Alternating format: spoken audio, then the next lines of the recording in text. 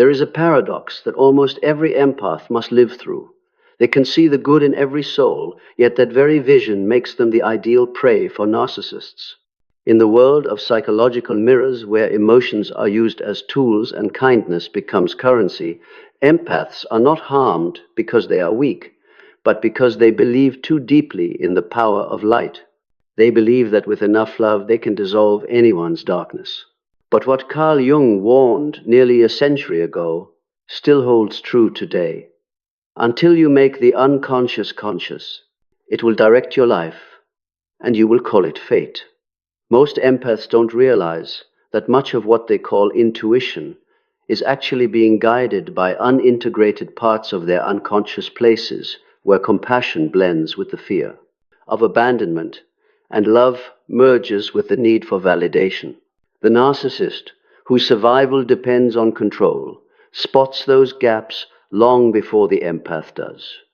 They are not drawn to weakness, but to the energy of someone willing to feel, to endure, to forgive.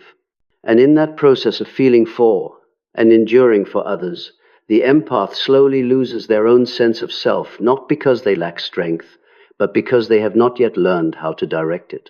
Jung once described this as a form of ego dissolution into the other, where the empath self becomes so transparent that they can no longer distinguish where their own boundaries end and where the other's emotions begin. This video is a map of awareness, a journey for you to see the 10 psychological mistakes that make empaths easy targets for narcissists, from the savior illusion, porous boundaries, and emotional enmeshment, to the denial of one's own shadow. Each mistake is a crack in the psychological structure, and every time you recognize one, you take another step on the path of individuation, the journey Jung called the return to oneself. Because only when you truly understand the inner workings of your soul does kindness transform into wisdom and empathy become a form of power, not one that can be exploited, but one that can illuminate, guide, and protect you. Mistake 1. The savior complex. One of the most subtle distortions that make empaths vulnerable is the belief that their love can change someone's nature. Not because they are naive, but because they once learned that salvation was the price of love. In childhood or early relationships, they may have had to become the one who calms the anger, the one who mends the pain, just to keep the peace. Over time, they confused soothing others with being worthy. From this, an unconscious pattern is formed. If I can make someone better, I deserve to stay. Carl Jung called this phenomenon ego inflation, when a person unconsciously identifies with an archetype larger than their individual capacity, in this case, the healer. They no longer see themselves as a human being with limits, but as the chosen one meant to save. Yet the moment you believe you must heal someone, you step out of the boundary of psychological freedom and into the realm of unconscious control, where you are no longer helping, but interfering. The narcissist senses this mechanism instinctively. They will reveal their wounds at just the right moment, speak of their tragic past, and confess, "No one has ever understood me like you do." They make you believe that your love might be the miracle they've been waiting for. But it's not a miracle, it's bait. When you accept the role of savior, you sign an energetic contract that benefits only them. They are fed by your care, while you are drained by your effort to prove that goodness can save the broken. Jung once wrote, "No one can touch another's shadow without being stained by it." When you try to pull someone out of a pit they are not ready to leave, you end up being pulled down with them. Change does not happen from the outside in, but from the inside out, and no one has the right to substitute another's journey, even in the name of love. What the empath must learn is not to do less, but to do rightly. Helping is not carrying. Loving is not saving. Sometimes the most compassionate act is to step back and let others face the consequences of their own choices. That is not cruelty, it is respect for the soul's process. When you withdraw from the savior role, you do not lose your humanity, you reclaim your right to live as a person, not a symbol. And at that moment, your compassion returns to its original form. Not an effort to change others, but a wise presence beside them. When you stop trying to save the world, that's when you truly begin to save yourself. Mistake 2. Soft boundaries. One of the clearest signs of an emotionally immature empath is not knowing the difference between connection and merging. They believe that to truly love is to open up completely, to share everything, to endure everything, and to accept even hurtful behavior so long as the other person is in pain or didn't mean it. To them, saying no feels selfish, creating distance feels cold, and protecting themselves feels like a lack of compassion. But this is exactly where the narcissist finds their entry point. For a person without firm boundaries, love quickly becomes permission. You think you are showing kindness, but in their eyes, it's an invitation to control. You think you are being empathetic, but they read another message. I can push a little further. And so they do, crossing the line bit by bit until you no longer recognize who you are. Jung once said, if a person does not know where they end, the world will swallow them. This is what happens when empaths turn compassion into surrender. They stop being companions and become cushions that absorb everyone's pain, anger, and insecurity. And the tragedy is they call it love. But love does not mean allowing someone to take up all the space within you. Love is standing side by side, not on top of one another. Boundaries are not walls. They are the frame that keeps you intact. So when you give, your love doesn't dissolve into sacrifice. When you can say, that's enough without guilt, when you stop explaining why you need silence, when you choose peace over reaction, this is not coldness, it's awakening. A person without boundaries is like a tree without roots, beautiful in the breeze, but the first to fall in the storm. When an empath learns to root themselves within, their love stops being depletion and becomes a sustainable source of strength, a lamp with a frame, shining bright without burning itself out. Mistake 3. The unconscious absorption of others' shadows. There are days you wake up feeling heavy in spirit with no clear reason. No one hurt you, yet inside it feels like a storm just passed through. You sit, searching for the cause, but find only vague exhaustion. If you are an empath, chances are what you're carrying isn't yours. You are simply feeling on behalf of the world. This is the third mistake, and one of the most insidious traps empaths fall into, unconsciously absorbing other people's darkness. They think they are helping, understanding, sharing, but in truth, they are carrying emotional fragments others refuse to face. They become sanctuaries for souls running from themselves. Carl Jung called this rejected part the shadow, the unconscious container of everything a person doesn't want to admit.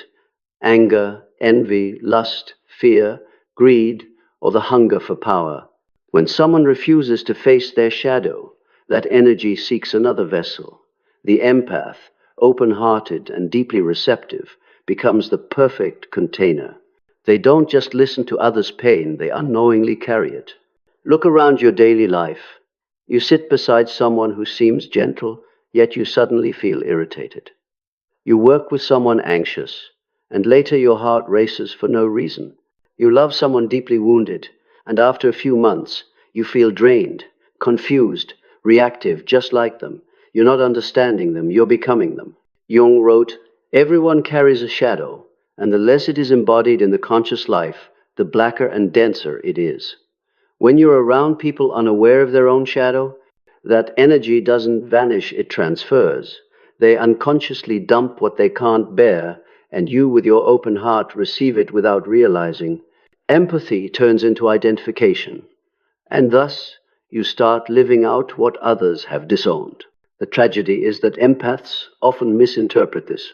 When they feel anger, envy, or fear, they immediately self-blame. I'm not good anymore. They try to cleanse their energy or forgive more, while the problem was never theirs to fix. They are simply carrying someone else's shadow. In psychology, this is called introjection, the opposite of projection. When one person projects their darkness outward, the empath unconsciously takes it inward, as if balancing the world's emotional karma. But Jung warned, No one can carry another's darkness indefinitely without becoming possessed by it. That's why many empaths, after leaving toxic relationships, can barely recognize themselves. They don't just lose energy, they lose identity. They no longer know which feelings are theirs, which memories are real, which boundaries once belonged to them. By absorbing too much of others' darkness, they dim their own light. But this can be reversed through awareness and release. The first step is to ask, whenever emotion arises, is this really mine? Many feelings you think are you are simply echoes from others. If there's no direct reason for your sadness, anger, or anxiety, take it as a signal you're carrying something foreign. And instead of trying to heal or transform it, visualize returning it not with judgment, but with awareness. Empaths must learn the art of energetic cleansing, as artists wash their brushes after each painting. Meditation, nature walks, journaling, or simply sitting in silence all are rituals to reclaim yourself. Because when you are conscious, others' energy can no longer cling to you. The light of awareness acts as a natural filter. It lets you feel without absorbing. Most importantly, you must let others bear responsibility for their own shadow. This is the hardest lesson. When you see someone in pain, your first impulse is to rescue, to carry, to help them through. But not all pain is yours to carry, and trying to do so is not compassion, it is interference. You cannot walk another spiritual path. You can only shine a light so they may see it themselves. And to do that, you must first face your own shadow, because if you haven't met your own darkness, you will forever be drawn into the darkness of others. When you fear your anger, you'll attract those who rage for you. When you deny your selfishness, you'll meet those who live for themselves. When you reject your inner need for control, you'll fall for manipulators. No one enters your life by accident. They come to reflect what you have not yet dared to see. Mistake 4. Denying your own shadow. Empaths often believe they carry only light. They see themselves as understanding, compassionate people who only want what's good. But that belief becomes their most dangerous blind spot. When you insist you are wholly pure, you're forced to push everything unbeautiful, anger, selfishness, the urge to control, pride outward, and pin it on others. You project your own shadow onto the world and begin to see darkness everywhere except within. Narcissists sense this instinctively. They know that if you always want to be the good one, all they need to do is make you feel guilty to control you. They feed you subtle accusations. You're so selfish, you've changed. I just need a little understanding. Why are you so cold? And you, afraid of being the bad person, lower your boundaries and let them in deeper. You think you're doing the right thing, but in truth you're surrendering because you refuse to own your own shadow. When empaths disown their anger, they're easily steered by people who know how to trigger guilt. When they deny selfishness, they fall prey to those who exploit their sacrifice. When they disown their wish to control, they unconsciously try to fix others to feel valuable. The harder they strive to be good, the more they become puppets for manipulators. In reality, your dark side is not an enemy. It is the gatekeeper of power. Anger teaches boundaries. Self-interest teaches healthy priority. The desire for power teaches self-governance. When you disown these, you don't eliminate the energy, you let it leak out in distorted ways. Repressed anger turns into sweet resentment. Kindness warps into control. Tolerance mutates into self-erasure. Jung said, "The darkness we refuse to see in ourselves, we will meet in others." This is why empaths so often attract narcissists. The universe sends them so you'll face what you've denied. Every time you say, "I would never be like them," you close a door to self-understanding. The remedy lies in courageous honesty. Admitting you too have selfishness, anger, and a wish to control, and that this does not make you less good. On the contrary, such truth makes you stronger, because it returns mastery of your instincts to you. When you dare to face the shadow, it no longer drives you from behind. Healing is not a purification into perfection. It is a reconciliation of inner light and inner dark. Only then will your goodness cease to be a trap for manipulation and become conscious strength, a light that knows when to shine and when to withdraw to protect itself. So don't strive to be the always nice person, be a real person. Only when you see your whole self, both light and shadow, can you love without fear, help without being used, and walk this world with the power of integrity. Mistake 5, confusing intuition with redemption. One of the most subtle illusions for empaths is believing that my heart is never wrong. They claim an ability to see through people's outer layers to the good essence hidden in the wounded, even in those who keep hurting them, and they call this intuition. In truth, much of what they label intuition is the memory of a wound, a voice echoing from an unhealed past. This is the empath's 5th mistake, mistaking the call of true intuition for the echo of old injury. Real intuition arises from clear awareness, light, calm, and lucid like still water. Wound-driven impulses are strong, sweeping, and addictive like an undertow. Because empaths live in emotional depth, they often mistake intensity for truth. Narcissists exploit this weakness. They know how to generate an emotional electromagnetic field in tense moments, deep gazes, tragic backstories that make your heart tremble. They don't need to be authentic. They only need you to feel this is destiny. And so the empath falls into their own trap, the trap of false intuition. An empath's intuition is a precious gift, but it is accurate only when balanced by awareness and boundaries. When your heart is too open and your mind not yet steady, intuition becomes an antenna for other people's pain, and you call it soul connection. You sense their loneliness, regret, or unrealized potential, and begin to believe, I was sent to bring them back to the light. That is no longer intuition. It is emotional karma. Look deeper. Why are you drawn to the wounded, those who need you more than they know you?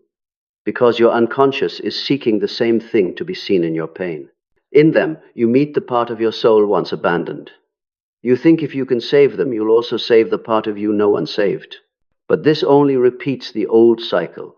Once you enter a relationship to heal the other, you hand them the power to decide when you get to feel safe. Jung called this the confusion between feeling and judgment, when one can't distinguish the voice of the self from the echo of the persona. Empaths, attached to the image of being the one who understands, often let emotion make every decision. They listen to the heart, but forget the heart too has an unconscious. The difference between intuition and a wound reaction is stillness. True intuition doesn't rush you toward anyone. It doesn't push you to rescue or prove. It simply knows. A wound reaction is noisy, urgent, insistent, and robs you of peace unless you act. That is the moment to pause. When you stop labeling emotional intensity as a sign, you step out of the loop. You realize not everything that feels familiar is fate. Often, it's just familiarity with pain. Mistake 6. Helping to be needed, the empath's hidden contract. At first glance, an empath's kindness seems unconditional. They'll listen when someone hurts, take on tasks when others are tired, stay when everyone else leaves. Look closer, and a hard truth appears. Sometimes empaths don't help only out of love. They help because they fear being invisible. From childhood, many empaths learned that safety lies in pleasing others. They were praised for yielding, loved for caretaking. As adults, they carry this pattern into every relationship, not to control, but because they fear that if they stop giving, they'll lose their place. They don't see that each time they help for validation, they trade away the right to live authentically. Narcissists understand this invisible contract. They only need you to feel that your worth depends on understanding them, loving them, enduring them. One cool remark is enough to make you strain to prove you are still good, still loving.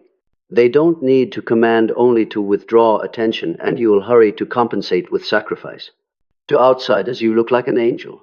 To the manipulator, you are an endless energy supply, someone who must keep proving their usefulness. The frightening part is that empaths rarely see they're operating from the need to be needed. They think they are giving, but in truth they're buying back self-worth with kindness. Each generous act becomes a covert message. Please don't forget me. Love cannot last when built on the fear of being forgotten. Sooner or later, they will burn out in the very game they created. Jung called this the persona of goodness. When we overwork to be always right, always kind, always understanding, our inner shadow fear of abandonment, fear of being small, is actually running the show. If we do not recognize this, our goodness becomes unconscious control. We're not saving others. We are binding them to us through our necessity. Help only has real value when it is free of expectation. If there's still a hidden if I help, they will love me. If I am tolerant, they will cherish me. That is not love. It is emotional bargaining. Bargaining exhausts the soul because it runs on conditions, not awareness. How to step out of this trap? Begin with ruthless honesty about your motives. Each time you help, ask, do I truly want to? Or am I afraid of losing connection? Am I giving or purchasing peace of mind? These questions may feel uncomfortable, but that discomfort is the sign that freedom is near.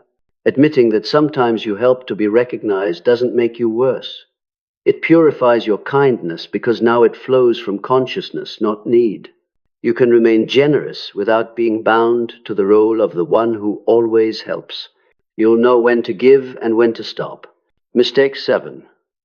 The illusion of emotional control. One of the subtlest illusions empaths fall into is believing that if they can just control their emotions enough, they will stay at peace. They think calm comes from not getting angry, not reacting, not letting anyone lower their vibration. They strive to maintain a serene, mature image, high frequency, but inside, a part of them is being strangled. Calm that's built on suppression, not awareness, isn't strength. It's a gilded prison. Carl Jung said, "A person who does not confront their shadow will have it run their life from behind, and they will call it fate." When empaths try to sustain a state of non-reaction, they imagine they're mastering energy, but in truth they are avoiding their own darkness. They call silence peace, but sometimes it is fear disguised as meditation. This mechanism is born from a fear of losing control. Many empaths grew up in chaos where anger meant violence and emotions were unsafe. To survive, they learned to be the calm one. As adults, they clutch that pattern and decide that silence, forgiveness, and tolerance are the higher path. But real emotional strength doesn't come from repressing reactions. It comes from daring to feel and understand them. Narcissists spot this fast. They know you won't get angry, won't leave, won't push back. They know you take pride in keeping your energy pure. So they test your limits, bit by bit, because you've unconsciously given permission. In their eyes, your calm isn't wisdom, it's silent submission. Here's the paradox. The harder empaths try not to react, the easier they become prey. Manipulators don't fear anger, they fear awareness. Anger, when conscious, signals that you have recognized injustice. If you suppress it, you don't become higher, you enable the injustice to continue. Jung called anger the soul's flame that tells us when a boundary has been breached. Extinguishing that flame also snuffs out your self-protection. Empaths confuse reaction with awareness. They think silence keeps them out of the drama, yet sometimes prolonged silence sustains the script. Silence isn't always power, sometimes it is complicity. True healing doesn't mean becoming unemotional, but allowing every emotion to exist without letting it drive you. When you're sad, be sad without judgment. When you're angry, be angry with awareness. When you're hurt, let the pain tell you what must change. Mastery isn't about dousing emotion. It's about moving through it with clarity. Mistake 8. Equating kindness with obligation. One quiet tragedy of empaths is not knowing when their kindness is turned into chains. They believe love means enduring, understanding means forgiving, and maturity means patience. So they carry the world not because anyone forced them to, but because deep down they believe it's their duty. They become emotional martyr souls who live by the idea that suffering proves love. Jung said, "No one becomes enlightened by imagining figures of light, but by making the darkness conscious." Yet empaths, instead of looking at their inner darkness, point their light outward, trying to illuminate everyone but themselves. They use kindness as a cloak both to protect and to hide their deepest fear, that without constant goodness, they won't be lovable. The problem is, when kindness becomes duty, it ceases to be love. It is a gilded bondage. You're no longer giving because you want to, but because you fear the guilt of stopping. You're not staying for connection, but because you fear abandoning someone. You're not helping out of compassion, but because you believe if they collapse, it will be your fault. At that point, you are no longer free. You are a prisoner of your own nobility. Narcissists exploit this perfectly. I can't live without you, or no one understands me like you, is often enough to keep you there. In your unconscious, you're programmed to save, to stay, to endure. They don't need to command or threaten, only to awaken the good person role in you.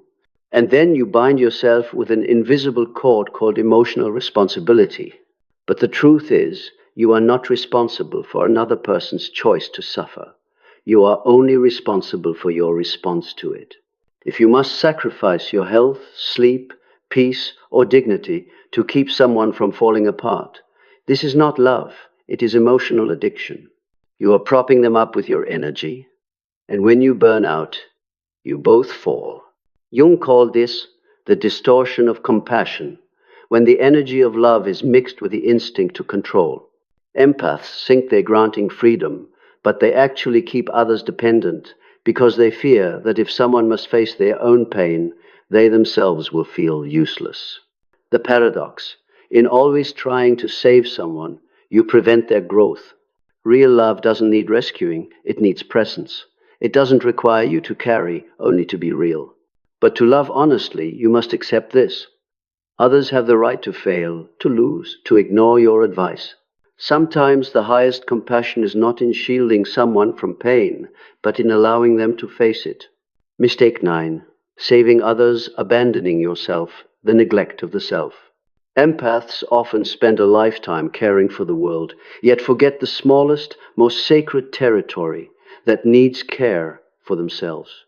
They can read pain in another's eyes, but miss the fatigue coursing through their own body. They can sense unspoken sadness in others, but don't know why they can't sleep. They can soothe others with gentle words, yet don't know how to tell themselves, I need a hug too. This 9th mistake is self-neglect, what Jung would call losing connection to the center of the psyche, the self. For empaths, forgetting themselves isn't a habit, but a survival strategy forged early.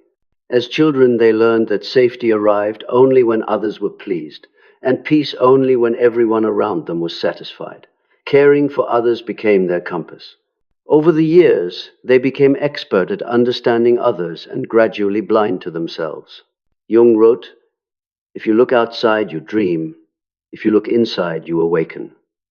Empaths live from outward-facing soul energy constantly, feeling the world like an antenna left on. In that outwardness, they lose the skill of returning inward, where the answers they seek in others already live. They ask, why do I keep attracting people who need help?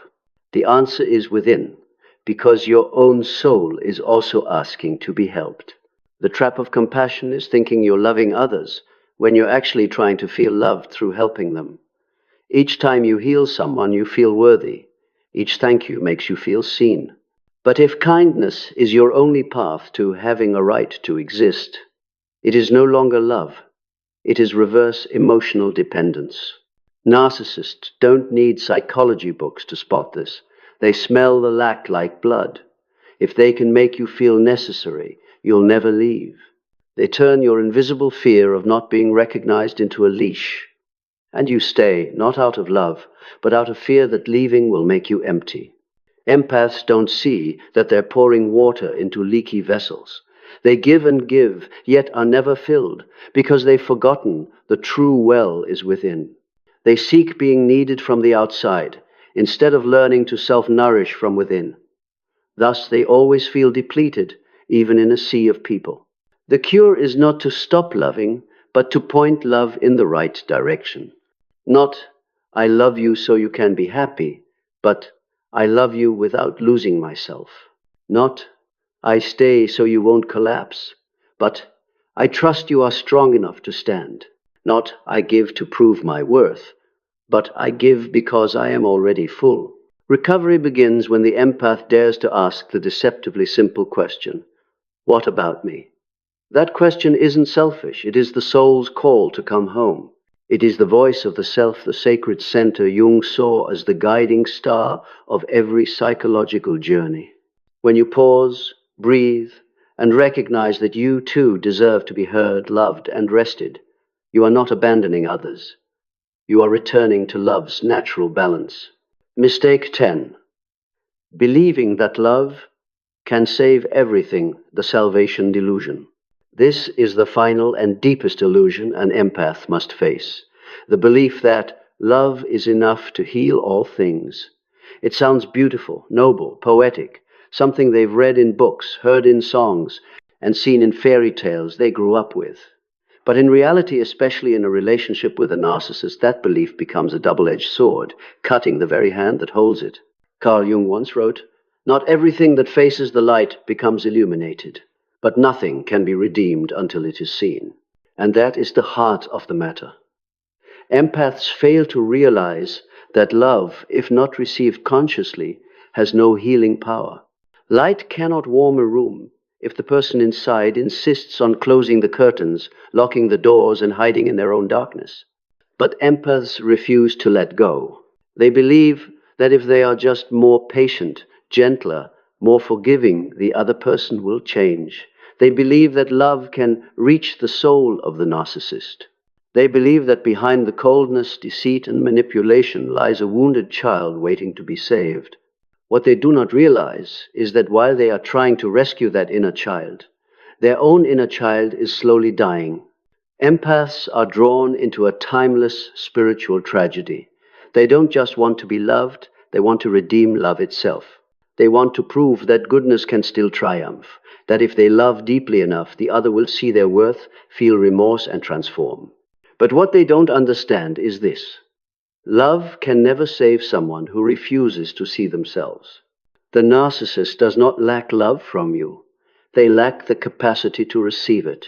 They can accept attention and care, but they cannot bear the truth that they are not all-powerful, not special, and indeed fallible. Therefore, the love you give them becomes a mirror reflecting what they most fear, their smallness. And instead of gratitude, they attack the light itself, making you question your own capacity to love. So you love harder, try harder, endure more. You think, if I love them deeply enough, they will finally see. But they don't because they don't want to. They are not seeking love. They are seeking power. And your love, instead of saving them, only strengthens their manipulation, because now they know you will sacrifice everything to keep believing that love can win. Jung once said, "Love is not an emotion, it is an act of the soul. And that act has power only when it begins with truth. The truth that you cannot love on someone's behalf. The truth that not everyone wants to be saved. The truth that sometimes the greatest act of love is not staying but walking away, so they must face the darkness you cannot enter for them. When you understand this, you begin to see love with mature eyes. You realize that love is not about doing everything to keep someone. It's about keeping your soul intact among those who don't know how to love. You no longer measure your worth by your ability to make others change, but by your ability to keep your heart whole even when others do not return it. In the end, these 10 mistakes are not signs of weakness, they are a map of awakening. Every time you were used, hurt, misunderstood, or abandoned, it was not a cruel twist of fate, but an invitation from your soul whispering, "Come home to yourself." Because what the narcissist ultimately teaches you, though they never intend to, is the lesson of boundaries, awareness, and the power of conscious love. Carl Jung once wrote, "We do not become whole by cutting off our weaknesses, but by integrating them." The empath, through their journey across the wounds inflicted by the narcissist, never loses their light. They simply learn to give that light a stronger frame, so it no longer burns them. They learn to love without rescuing, to help without carrying, to listen without absorbing, to feel compassion without losing their center. When you begin to see your own mistakes, clearly the soft boundaries, the savior illusion, the neglect of self, you stop blaming your past. Because you understand there was never anything wrong with loving too deeply, trusting too much, or hurting too profoundly. That was how your soul learned. But once the lesson is learned, the test never needs to repeat. Awakening does not mean closing your heart. It means opening it with wisdom. No longer blind love, but conscious love, where you know when to move forward and when to withdraw, when to listen and when to stay silent, when to love and when to choose yourself. And one day, when you look back on your journey, the years of heartbreak, the relationships you thought you'd never recover from, you'll smile because you'll realize it was those very wounds that sculpted the most grounded, wise, and luminous version of you. An awakened empath is no longer a vulnerable prey, but a keeper of light in the dark, not to illuminate others' paths first, but to ensure their own soul never goes dim. Because now they understand love does not redeem anyone, but awareness does. And when the heart loves together with an awakened mind, they become what Jung called the sovereign soul, a self-possessed being, no longer dependent on anyone's reactions, no longer drawn into the theater of shadows. They no longer seek souls to save. They seek souls who have also seen. Because they know that only when two souls are awake can love become true light, not a blind miracle, but a conscious union. And there, the empath's old journey ends, so that a new one may begin, not about how to be loved, but about how to love and still remain free.